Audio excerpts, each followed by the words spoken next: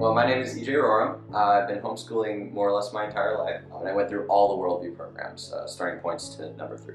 What I learned from Worldviews was to analyze thought, analyze history, analyze literature from a certain perspective, and I'd say I'm better for it. This was the first time I'd say I was really challenged at a thought level. Not only are you dealing with some incredibly dense and thick literature, but now you're being actively asked, what does this imply insofar as it relates to topics of God, man, society? And those just aren't questions, frankly, that many courses will ask.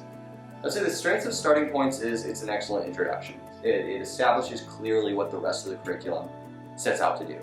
You know, you're reading very familiar works, of course, the Bible, but also some basic Christian theology that should be fairly familiar to a Christian student. But then you're also getting into works that maybe they haven't covered yet. They're kind of introduction to English literature. That would be Frankenstein, that would be Jekyll and Hyde, even some of the Narnia books maybe. And then it kind of takes it in the direction of this is how we would interpret it through a worldview lens, and kind of almost introducing the student to, you know, that's the way we're going to think. We're going to try and tie it all together. These aren't just literature books, and this isn't just history. It all goes together. Insofar as the political philosophy stuff, it's brilliant, and I really especially love the law. Like, that was a really great book, and that other kind of just general introduction to political philosophy. The course already establishes that brilliantly, but the works of Schaeffer and his analysis of history in reference to theology and philosophy really does help kind of string it together more deeply.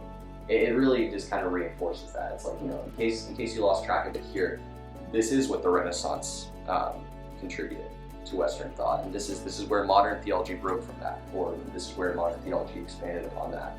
It brings them all together, and it kind of establishes them all as one big subject, almost as one stream of thought, which I thought was a great perspective, I think. Calvin's Institutes was the one that I really liked. I found myself writing personal notes like, this is how he prayed. Should I consider praying this way? You know, how should I then live? Like, that's a question that you have to ask yourself more and more, and it convicted me in places. I would say it did help my spiritual walk a lot.